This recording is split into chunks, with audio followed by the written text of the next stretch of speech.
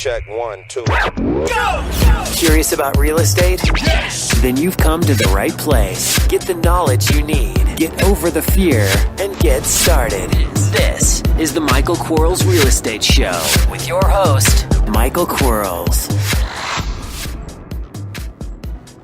Hello, everybody. Michael Quarles with the Michael Quarles Real Estate Show. And today is podcast episode 261. Pretty cool. We have 5 questions. Remember, if you have a question, send it to support@michaelquarles.com. Man, it's going to be an exciting week for my coaching students. I've been teasing them. I've been telling them. I've been tickling them. And appropriately, by the way, for all you guys that are chuckling, thinking bad things, I've been telling them something's coming, and it's almost here. You know, it was pretty cool the first time when we launched the CRM for them, so all the coaching students get a CRM system.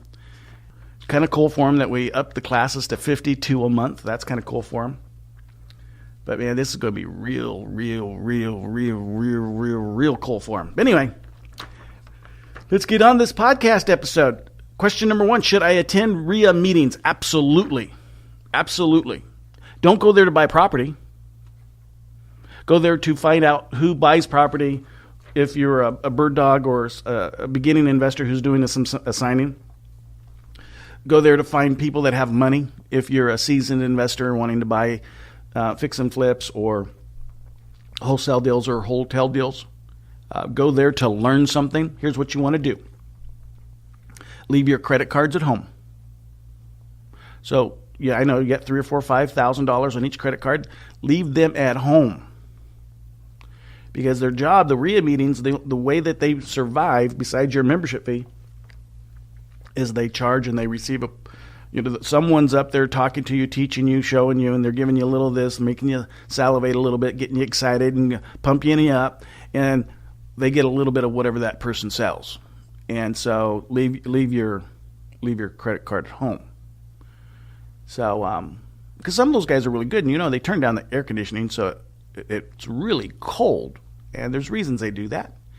And so just leave good stuff there, good stuff, but just be cognizant of that.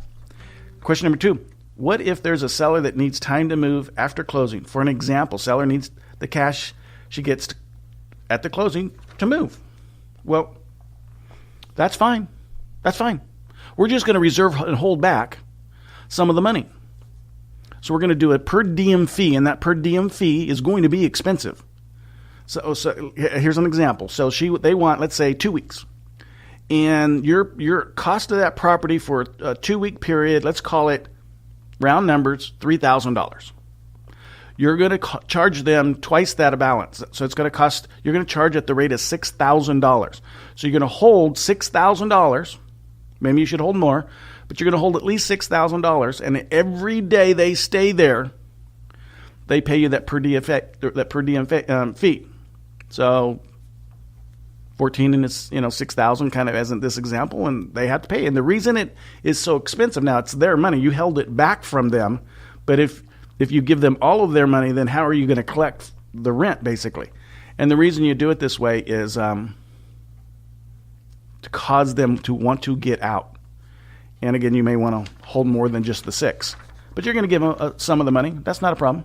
If it's little money, let's face it. If you have a good relationship and everything's going perfect, and they just need U-Haul money, like they need the U-Haul truck, go down and get them a U-Haul truck. I mean, give them $500. Who cares? I mean, if that'll make it easier on everybody, just do something like that. At some point, there is risk to all business. So, if it's not a bad risk, do that. But the per diem fee is how you would do it as well. Question number 3, when visiting houses to view the house and negotiate, have you ever witnessed anything that should be reported, such as poor living conditions or children, elderly, or animals, or illegal activity? If so, do you turn a blind eye? I never turn a blind eye if I see like child abuse or situations like that. And I've seen a lot of stuff. And I bought a house so bad that so many cockroaches in it that you could not stand still, or the cockroaches would run up your leg. I mean, you could openly see the cockroaches all over the floor, and so you had a little march in place, or they'd just run up your leg because they liked, steal things and not moving objects. I bought a house from a lady that let her dogs defecate in the house. I bought a house where the female spouse, was beating the male spouse and beating him. They weren't together anymore, so I didn't have to report anything. But there were holes in all the walls and doors, and he was just getting his little fanny kicked by this lady. And that's kind of tough. I did buy a house from a lady whose son lived with them.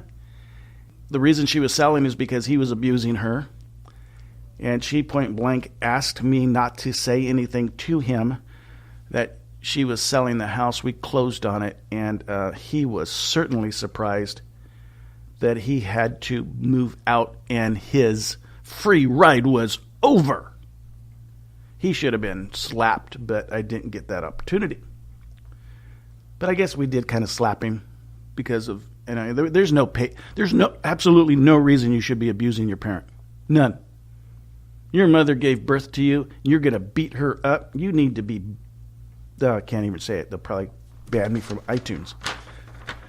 But that's kind of crap. It's just stupid. But about the porn house where, they were doing internet porn. I was going to report anything that. That was kind of crazy.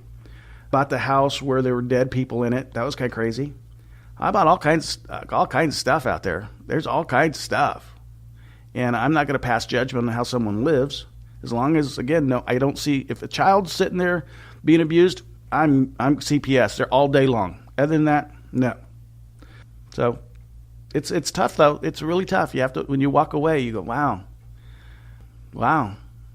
And you just evaluate your life and how it compares. And those are the days that you get to answer the questions that you may have been asking yourself before. And those questions are you living the life that you're supposed to be living? And because you get to see your life as it compares to somebody else's life in poverty, in a situation where they didn't have some of the ethics and morality or moral compass when they were growing up, or didn't have one. But anyway, quite good question. Thanks for listening. We'll be right back. Are you running out of leads? It's time you tried Yellow Letters at yellowletters.com. Get motivated seller leads through yellow letters, postcards, zip letters, typed professional letters, greeting cards, door hangers, and business cards. Yellow Letters is a full-service marketing company created with your success in mind. Get the personal attention you need to get your direct mail campaign started, and get in touch at yellowletters.com. And we are back in 3, 2, 1. Question number 4. Should I focus on finding a title company before I start looking for deals? That's one of the first things you do.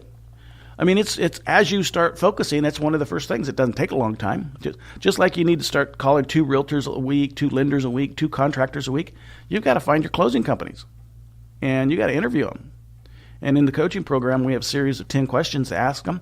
That'll weed out the ones that you want to use and the ones you don't want to use. But yeah, you got to get them. This is it's like you do all of it at once kind of stuff. But the perfect part about having a coach is, we kind of guide the folks where to go and how to do it. We give them the scripts. We give them all the stuff that they need so they can feel comfortable and confident and professional, because that's what matters. So yeah, but you want to start doing that day one. When you decide to be a real estate investor, it's not halfway. It's all the way in. Question number 5. I had a seller ask me to buy his house, then rent it back to them. Should I move or accept? Move. Move on. Now, if they can, no, just go. But let them go to. They can rent somebody else's house. So yeah, punt.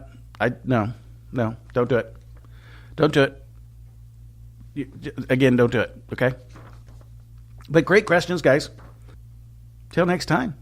It's been fun. Thanks so much. And let me jump back in here. Run up to iTunes and give me some reviews, guys and gals. I really appreciate it. It's real simple. It takes a little 5 minutes of your time. But if you like what I do, and I like doing it for you. I mean, I get as much as you get out of it. I get out of it too. And because I like helping folks. But if you like this stuff, jump on up there and say some good stuff for me. and let's fall forward.